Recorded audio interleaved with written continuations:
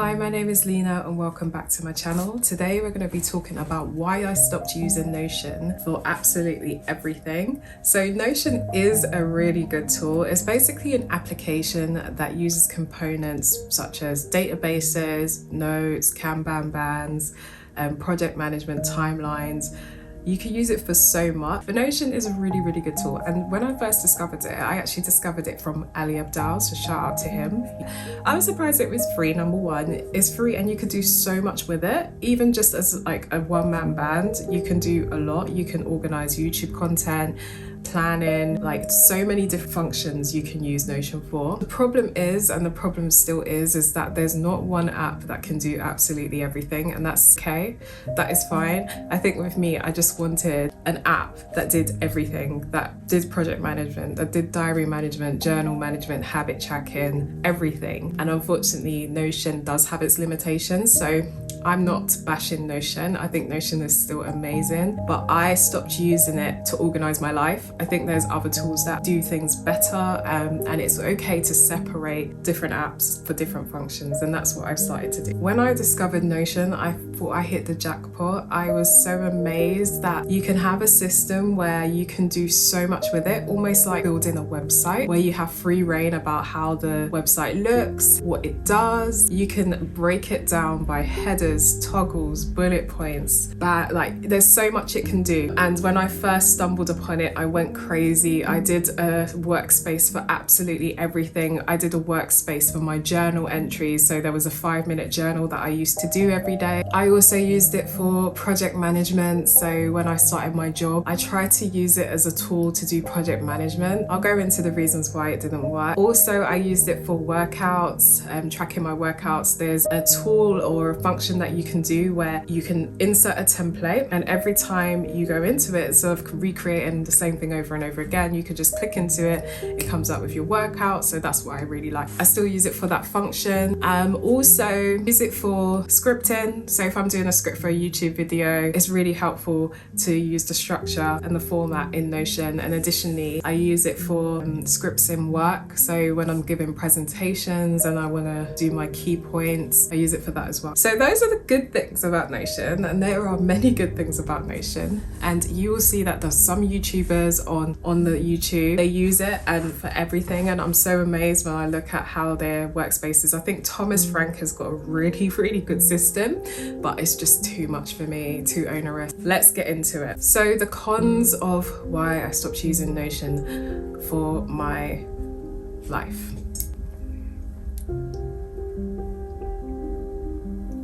One reason is friction in maintaining workspaces and databases. When you first create a workspace, say like you're doing a habit tracker, and that's an example I'm going to use. I made a habit tracker and I did it on a monthly basis. I also did a finance tracker to track what I was spending. And every single day, I'd have to go into Notion and tick off all the habits that I did. If I was drinking water, if I was stretching, if I went to the gym, I'll tick it off, right? And then additionally, if I was tracking my finances, every time I spent something, I'd have to go in, do this thing where I'd have to like calculate how much I spent. It was onerous and it was just too much friction. Even though I tried different things, so I tried to put Workspace as a favorite so it's easy to get into, it was tracking it on a monthly basis that was a pain. So I'd have to copy the template, do it for the new month. And it just, I just didn't find the system very free flowing. Like, I just wanted it a bit more automated, in all honesty. I can be quite a lazy person, so I need something where I just don't even think about it. It almost does it for me. And unfortunately, that didn't give me that automated feel, especially when you're tracking finances and especially when you're tracking habits. You just want something quite simple.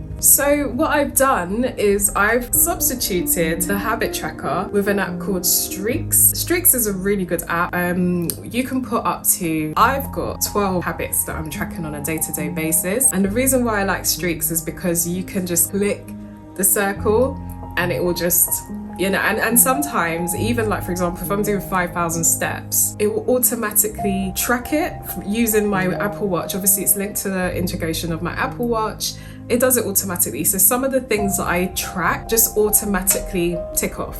And that's what I love about the app, Streaks. I've tried various different habit tracking tools, but that's the best one that I've tried. For managing my finance, I now have an app called Emma. It's a finance app, and every time I spend, so you can set budgets for different things. You can set budgets for entertainment, shopping, whatever it is. You can set a budget every month, and it just tells you if you're going over your budget or if you're under your budget, if you've got money in, money out. It tells you all of that, and I really like the app. So that is another tool that I've used for finances.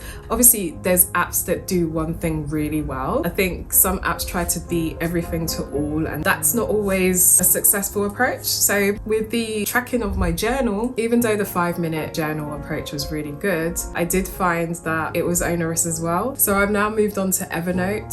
Evernote's an OG app, and it's actually one of the first apps that I used in life. But what I've realized is that my native Notes app, I'm gonna sound like such a geek when I say this, but the Apple Notes app is a really great tool, especially now that I've got an iPad Pro with the Apple Pencil. I think it's so much more flexible. You can create folders. There's so much you can do on Notes itself. There are limitations. I love the search functionality, so if I put in a keyword, all the notes that I've done in relation to that will come up. So that's what I like about it, but I did want something separate for my journals, just in case someone stumbled upon my Notes app and then they saw my journals. I wouldn't like that. So that's the reason why Notion didn't work out for me in those respects. Yeah, so that's that. 2, it did take my energy trying to make things look pretty. So a lot of the time for me, it was more the case that I had a workspace for something. So for example, Second Brain, this has been copped by Ali Abdaal, Tiago Forte, where they talk about building a second brain, and the idea of that sounds amazing, like just having a knowledge management system that really just feeds into so many different realms of information and knowledge. However, again, the manual labor associated with building a workspace or building a tool like that, I just didn't see the bigger picture. Although yes, it would be useful to have a knowledge management system on everything in the world, but that's what you have the internet for, and that's what you have Google for. I think it will be useful to build a second brain in order to enable content. Like if you go in there, you might be able to spare some content. So that's what I might use it for in the future.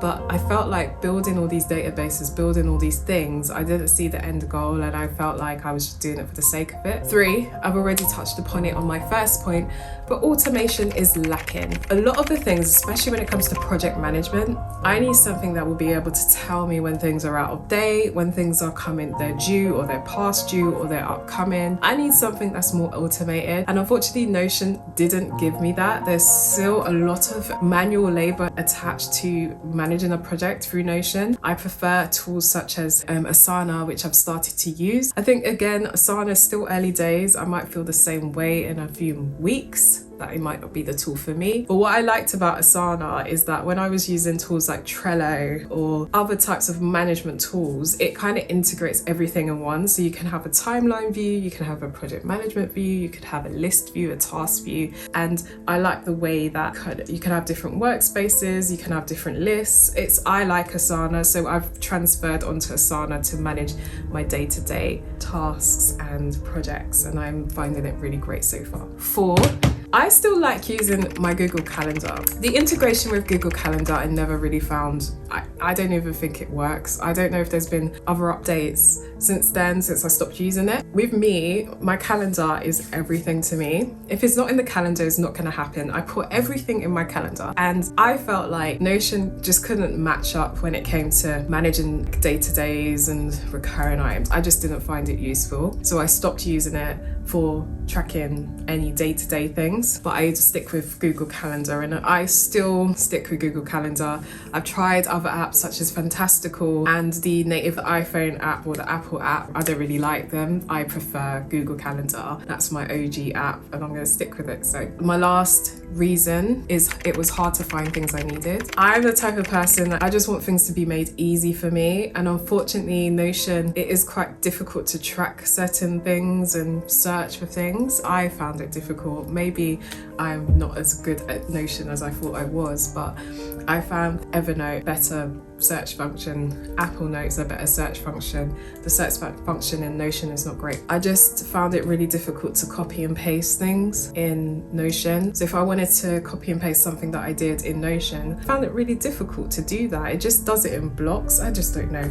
Anyway, those are the reasons why I stopped using Notion to organize my entire life. As I said before, there are other apps that do things really great. So there could be an app that does one thing so well, like for example, habit tracking or diary management or calendar. It's okay. That is absolutely fine. I mean, I have tons and tons and tons of apps on my iPhone. I might go through that one day, what's on my iPhone video. But in the meantime, I find those core reasons why I stopped using Notion as a sole management tool. Yeah, maybe in the future I'll go back to it, but for now I've just kind of said, yeah, no for me. Thank you for watching my video. If you really enjoyed those ones, you may find my previous videos useful. Give me a like, a follow, a comment. Let me see how you're doing today. So thank you very much for watching. Enjoy the rest of your day and remember to treat yourself to something nice. Bye.